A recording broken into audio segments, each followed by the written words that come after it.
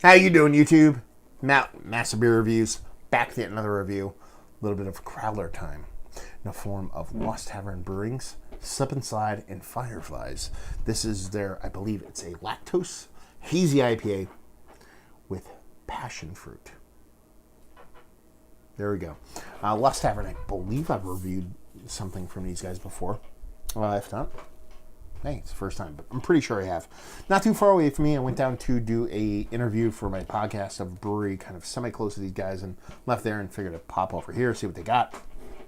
They had a bunch of beers on draft. Drank a bunch. This is one of the ones I have not had. Didn't have. There it is, proper English. And figured I get a Crowler, see what she's got. As far as what it says on here, just got a dude in a cave. It says Slip and Slide and Fireflies. It's a 6.5%. Like I said, I'm pretty sure it's Lactose Passionfruit IPA. Done and done. Label-wise, it's alright. You know, it's a dude in the cavern with a thing. It's a Crowler. What do you want from me? So here we go.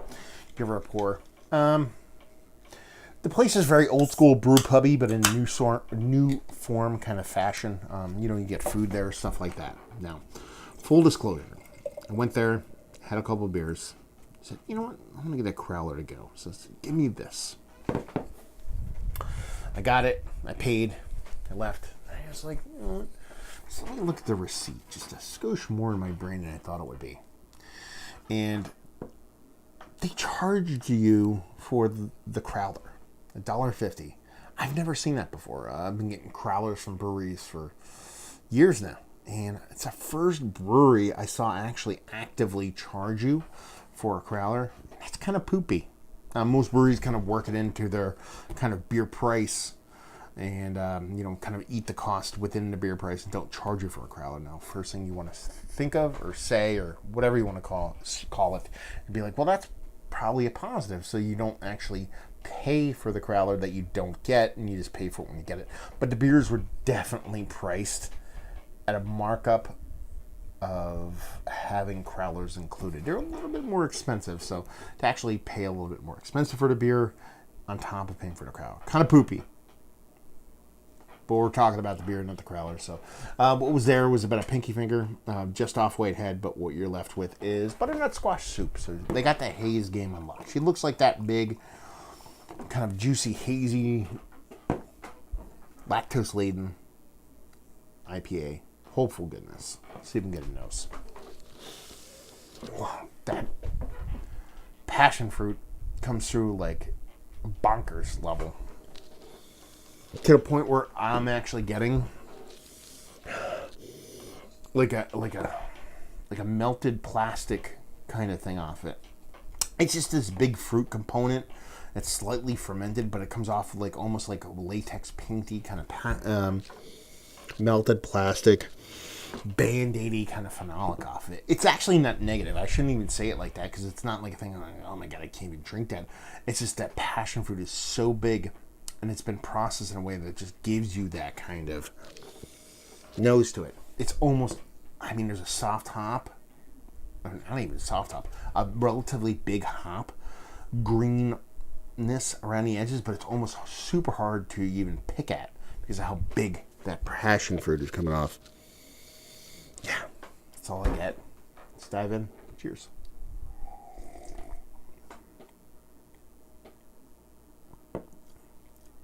Okay. Comes off way more pleasant in the taste. It's definitely super passion fruit leaning. And you get it. It's got a nice juicy component to it. It actually leans and edges towards almost being a slightly sour IPA because of how big that passion fruit component is in the beer.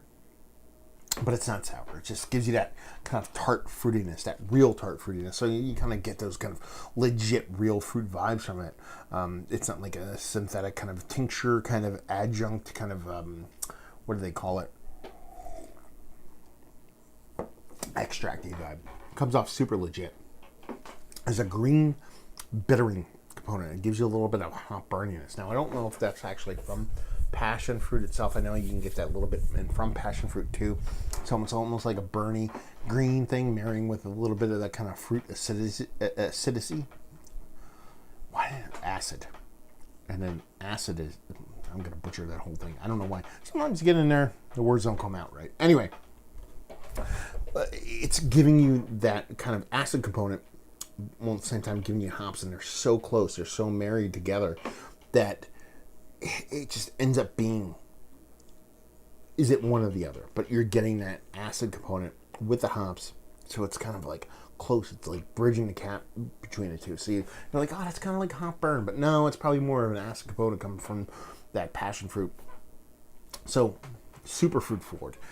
There's a soft sweetness. If that wasn't there, if that lactose component wasn't there, I think this beer would just go crazy in that tart sour direction, and that acid would just take over and just kind of trump the beer. But I think that bit of lactose in there kind of grabs that and holds the reins in. Ooh.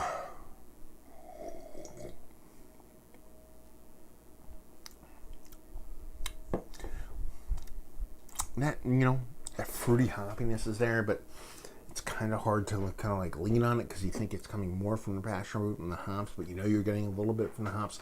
Same thing from the bittering component. There's a soft maltiness to it. It's fine. It's nice.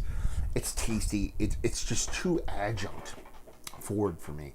And that the way that fruitiness plays in both the fruit component, sour component, and that acid component is just so big that ends up trumping the beer so much that it ends up coming off more fruit juiciness, fruit beerness, than actually beer itself. Now, that's kind of what people are looking for nowadays. I mean, the combination of that big, rich lactose thing on top of that fruitiness is kind of, if you were to form a kind of word cloud of the most popular, most noteworthy words out there, those would be a lot of them. So I think this would appeal to a lot of the Haysbro hop thoughts and, learned palates out there.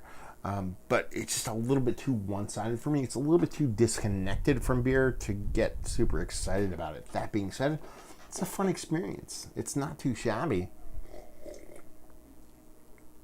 In a creative sense as far as what they're throwing at it. So I can get down with it.